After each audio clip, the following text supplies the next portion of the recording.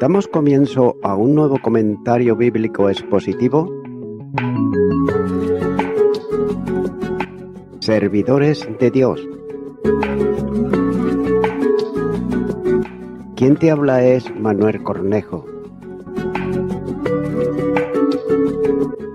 En esta ocasión estaré compartiendo en el Evangelio de Mateo, capítulo 3 y versículo 11, donde dice: Yo a la verdad os bautizo en agua para arrepentimiento, pero el que viene tras mí, cuyo calzado yo no soy digno de llevar, es más poderoso que yo. Él os bautizará en Espíritu Santo y fuego.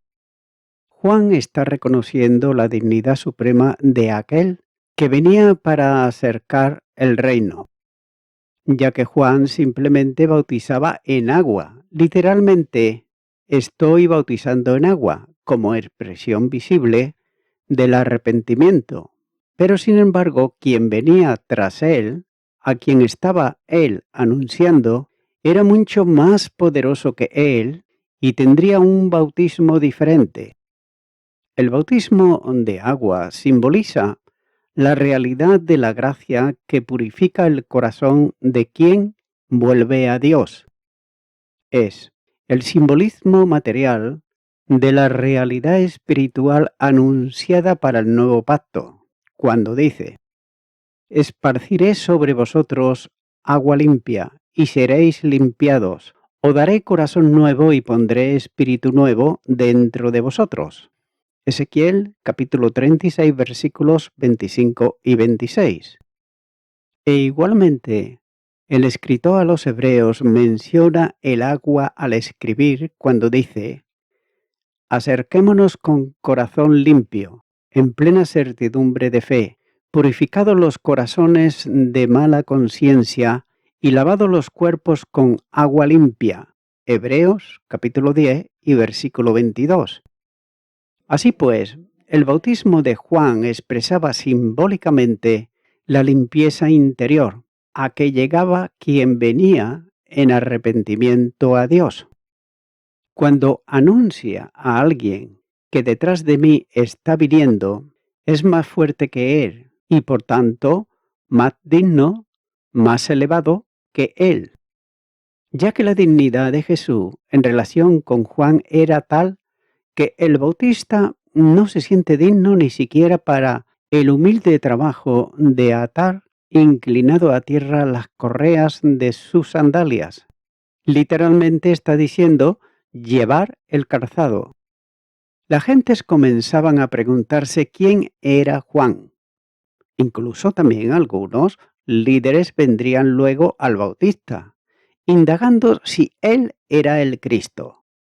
Pero Juan se anticipa a toda posible equivocación, anunciando que el que vendría sería absolutamente mayor que él, ya que el Mesías era tan grande que Juan no era digno de ser considerado como un esclavo suyo para asistirle en las tareas de su calzado.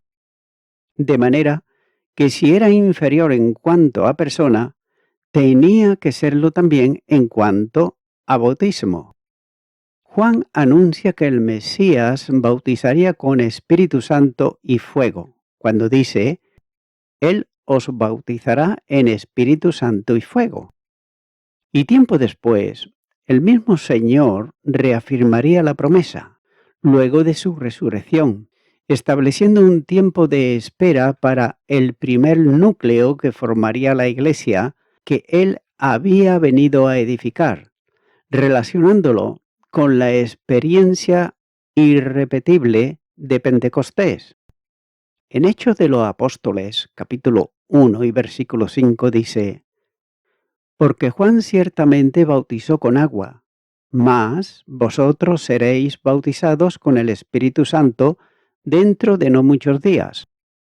Y note que será Pedro quien recordará la promesa del Bautista en relación con el descenso del Espíritu Santo sobre el primer grupo de gentiles que se incorporaba a la Iglesia.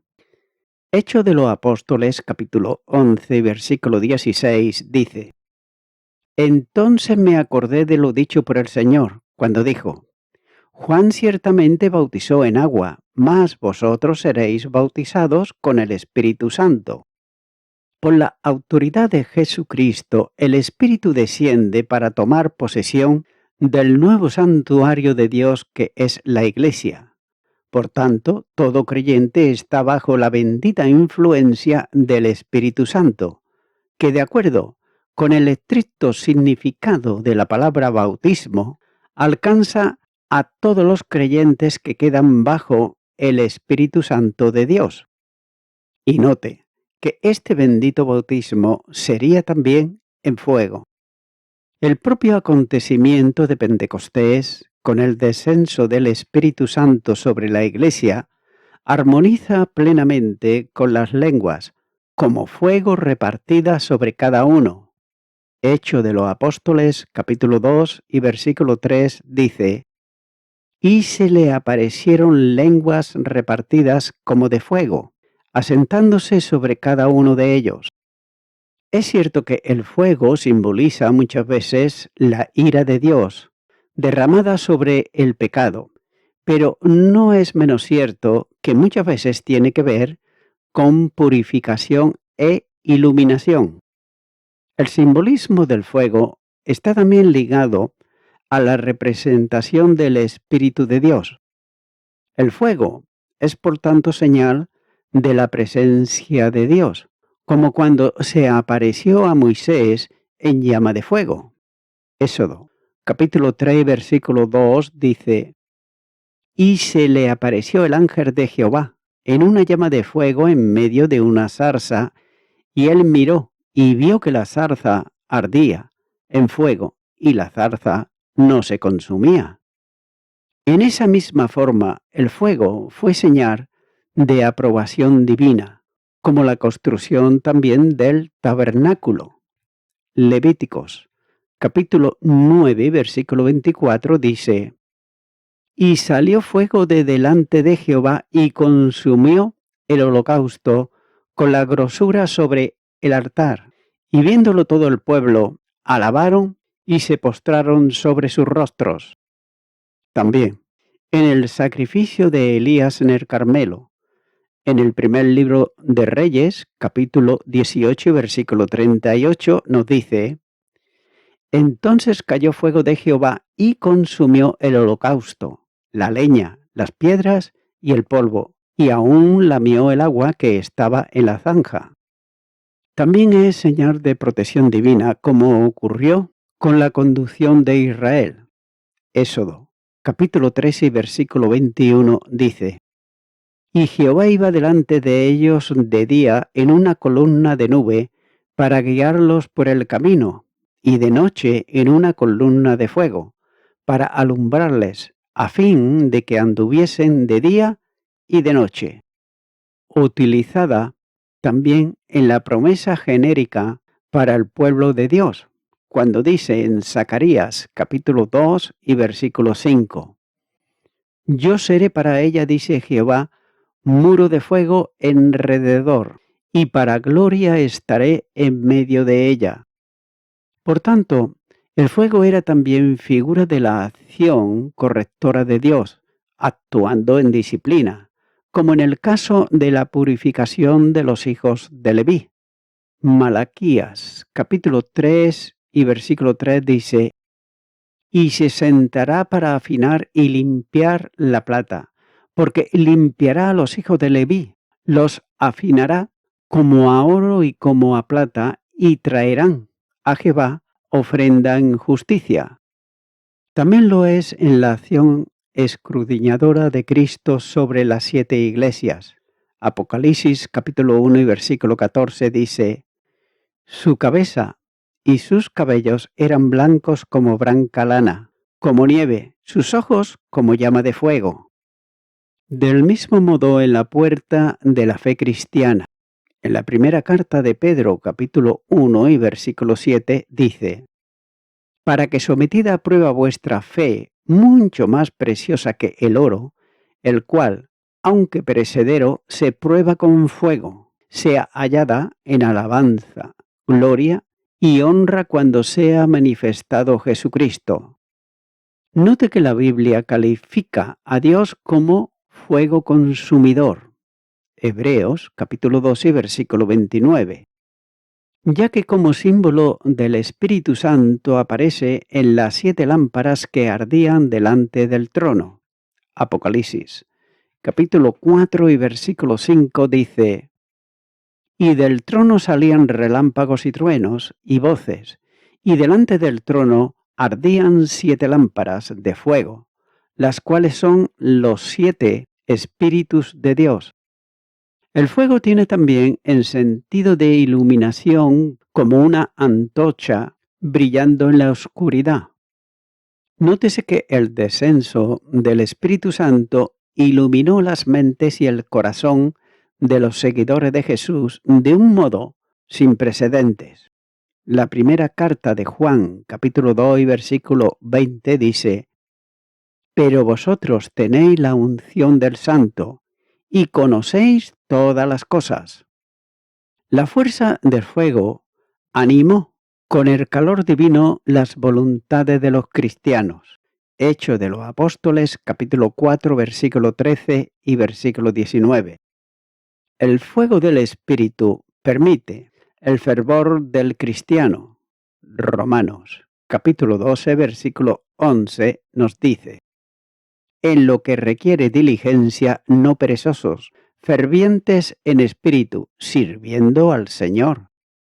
También desarrollando un cálido afecto desconocido anteriormente, como nos muestra Hechos de los Apóstoles capítulo 2 y los versículos 44 al 47.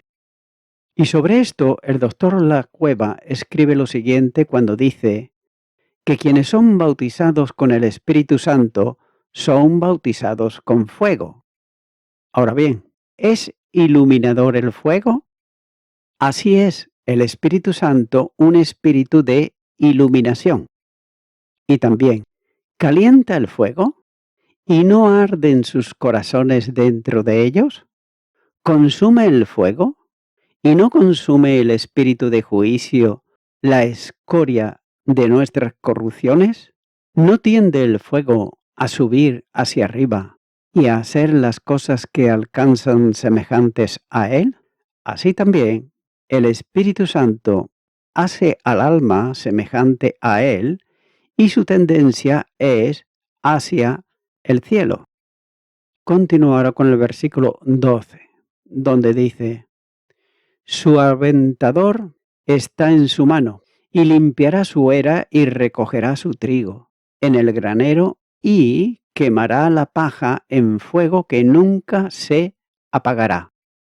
Esta es una solemne advertencia de la acción de Dios sobre los que no se arrepienten, ilustrada en la acción de un árbol, reducido a leña y quemado en el fuego, ya que se ve enfatizada por la disposición para llevar a cabo el juicio, ilustrada también con la figura de un labrador que está preparado para limpiar el trigo, separándolo de la paja. El alventador, instrumento para levantar el trigo y lanzarlo al aire, donde el viento arrastra la paja y deja caer el trigo por su propio peso, está dispuesto para hacerlo entrar en acción, es decir, en la mano de él. La era quedará limpia después del trabajo del labrador, ya que limpiará su era. Aquel montón de trigo y resto de paja queda mucho más reducido, ya que la apariencia que antes tenía de ser mucho queda en muy poco, pero lo que aparentaba ser trigo ya no está. Lo arrastró el viento, dejando solo lo que es verdaderamente trigo aprovechable. La paja no cae generalmente lejos de donde está el trigo, y es suficiente con pensar un apero de la balanza para recogerla, ya que esa paja, que no es útil para nada, se quema hasta desaparecer, convirtiéndola en ceniza. Note que mientras que la paja es quemada, sin embargo el trigo será recogido en el granero, para ser más tarde convertido en pan que alimenta al hombre. Juan advertía a quienes solo eran meros profesantes del riesgo que ellos estaban corriendo. Eran fácilmente confundidos con el trigo, estaban mezclados con él, pero su destino final es el fuego. Sin duda, la interpretación exige que se relacione con los fariseos y saduceos, que venían al bautismo de Juan con otras pretensiones que no eran las de acudir a un verdadero arrepentimiento. Las aplicaciones trascienden al tiempo y alcanza también, como no, a la Iglesia, ya que la era puede considerarse siempre en el terreno de la aplicación como el mundo sobre la que la Iglesia está siendo edificada. Cada uno de los verdaderos creyentes son como los granos de trigo que Dios recogerá en su granero. En la Iglesia hay también paja mezclada con el trigo, quienes tienen apariencia de ser cristianos, pero son meros profesantes, que están en la compañía de los cristianos. Pero llegará el momento en que Jesús limpiará su era, recogiendo el trigo y separándolo de la paja. El granero celestial recogerá todos los granos de trigo sin que se pierda ni uno solo de ellos. Sin embargo, la paja será quemada en el fuego inextinguible, que es figura del lago de fuego que arde con azufre.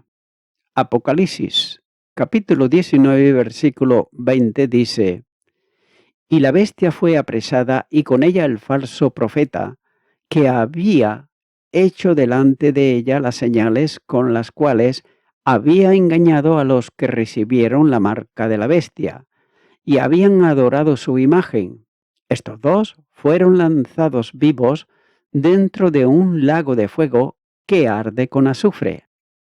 Y Apocalipsis capítulo 21 y versículo 8 dice: Pero los cobardes e incrédulos, los abominables y homicidas, los fornicarios y hechiceros, los idólatras y todos los mentirosos tendrán su parte en el lago que arde con fuego y azufre, que es la muerte segunda.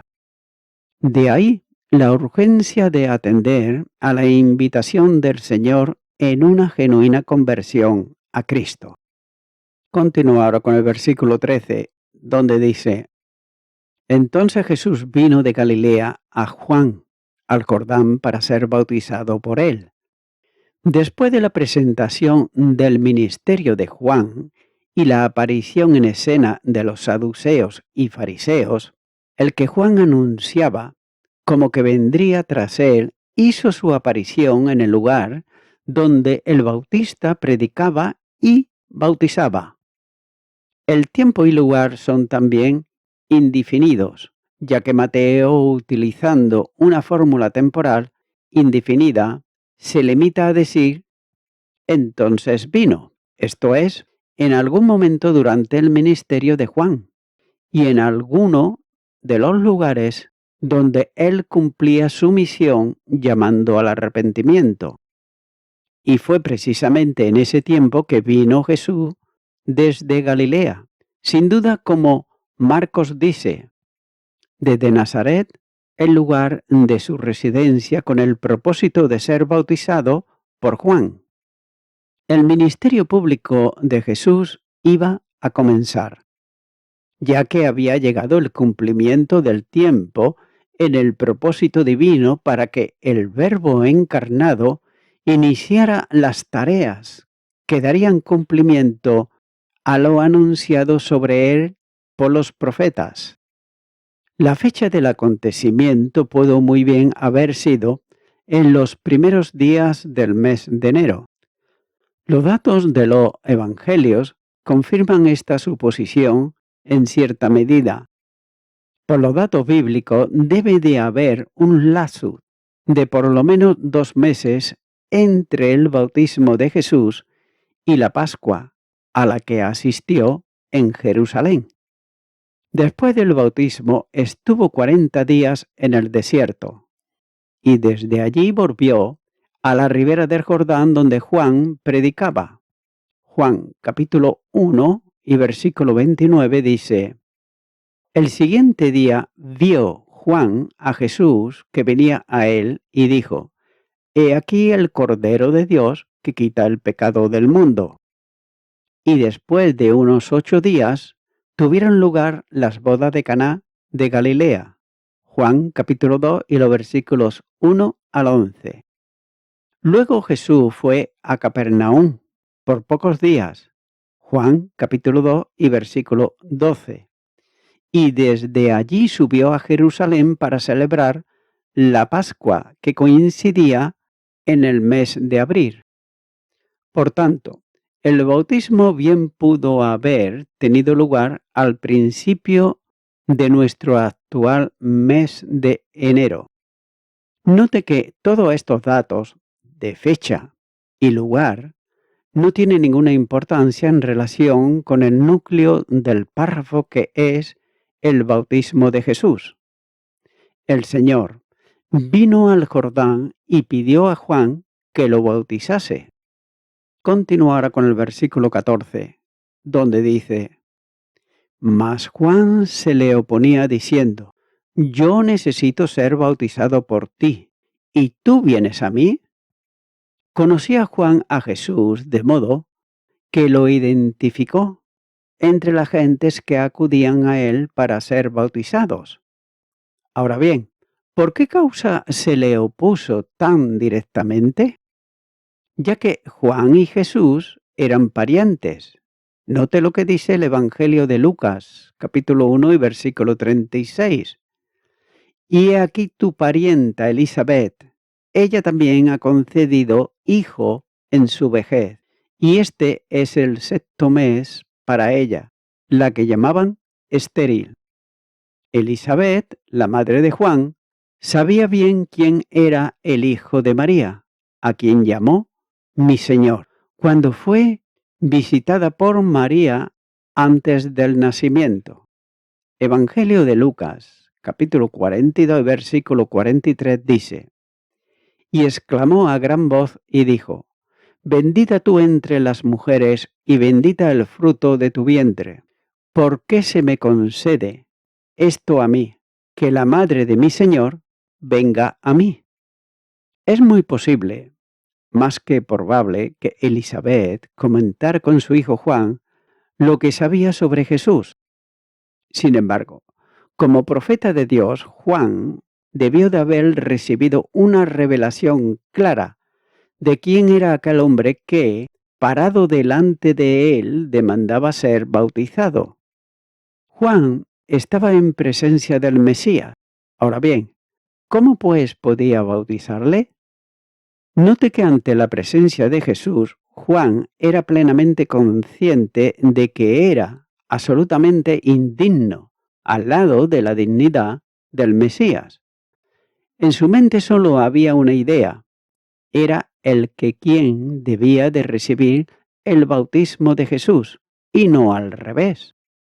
Por otro lado, Mateo expresa la idea de una oposición decidida de Juan en contra de la petición de Jesús, ya que el Bautista estaba decidido a impedir tal cosa cuando le dice: y Juan le impedía.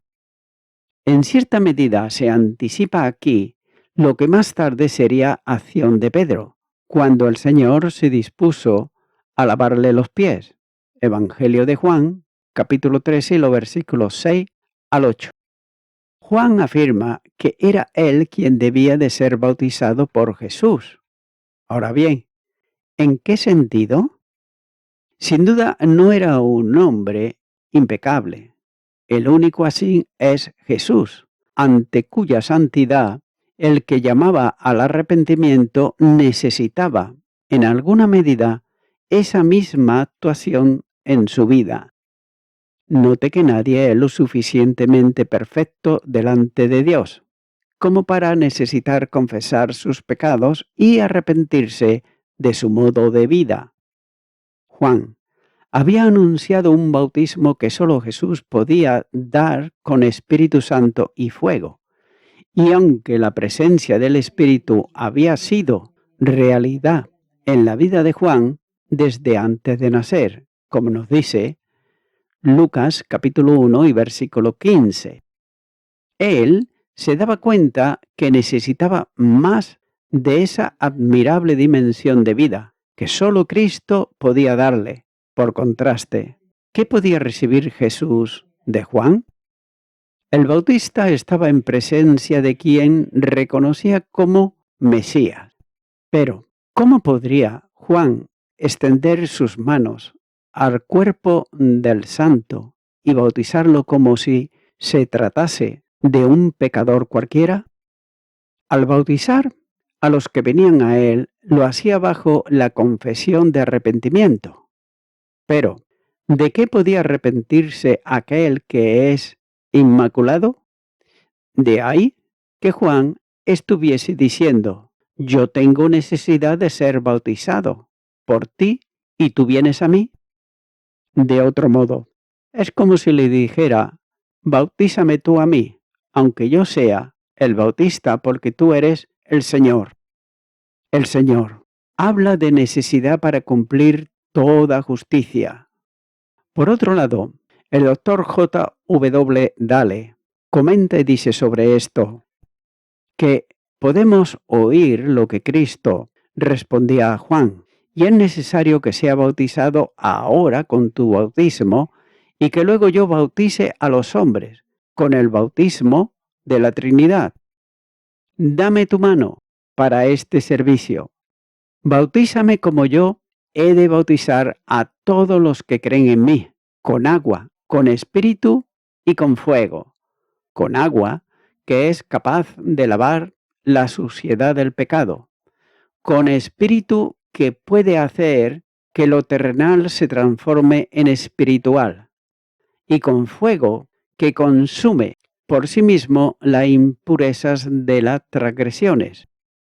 Habiendo oído el Bautista estas cosas, extendió su mano, temblorosa, y bautizó al Señor. Y voy concluyendo con esto. Juan habla en este discurso con otra descripción del juicio de Dios cuando habla en su granero, ya que cuando un granjero lanza al aire el grano trillado, la brisa se lleva la paja liviana y los granos más pesados caen al piso. Y de la misma manera, Cristo separará a los creyentes y a los incrédulos, penitentes e impenitentes. Note que entregará a los impenitentes al infierno y reunirá a los penitentes en las mansiones celestiales. El mensaje de Juan y de Jesús es un mensaje eterno y universal. Nadie podrá escapar del juicio de Dios y no habrá apelación en otra corte. El que crea y sea bautizado será salvo, pero el que no crea será condenado. Marcos capítulo 16, versículo 16. Y de eso es precisamente de lo que trata la Biblia. Es por eso que, mi amigo, mi amiga oyente, recuerda que lo primero es necesario creer con fe salvífica, creyendo en la obra redentora que Jesucristo llevó a cabo en la cruz del Calvario. Y no solamente creyéndola, sino aplicándola a tu vida también. Y es necesario que tú, por ese acto de fe, le invites a que venga a tu vida, que venga a tu corazón, creyendo firmemente que Él puede redimirte y perdonar tus pecados, si vienes a Él. Ora conmigo, puedo ayudarte en esta oración y repite: Señor Jesucristo, vengo ante ti ahora porque creo en tu obra salvadora. Creo que tú murites en la cruz del Calvario por mis delitos y pecados. Y yo ahora quiero pedirte perdón por todos mis pecados, de los cuales me arrepiento de todos ellos. Y te recibo, Señor, como mi Salvador. En tu nombre. Amén.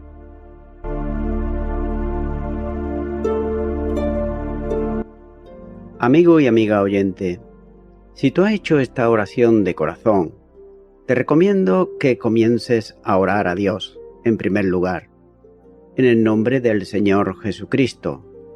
Orar a Dios no es rezar, sino que es hablar con una persona. También te recomiendo que leas la palabra de Dios y lo hagas a diario. Comienza, por ejemplo, con el Nuevo Testamento. Y también, por último, te recomiendo que para que puedas crecer espiritualmente, te congregues en una iglesia cristiano-evangélica, donde se predique, se enseñe y se practique la sana doctrina y la palabra de Dios. Congrégate ahí y con el tiempo podrás crecer espiritualmente y también servir al Señor Jesucristo. Que Dios te bendiga. Y a toda la audiencia, nuevamente ya me estoy despidiendo de todos ustedes y será hasta el próximo programa. Que Dios os bendiga a todos.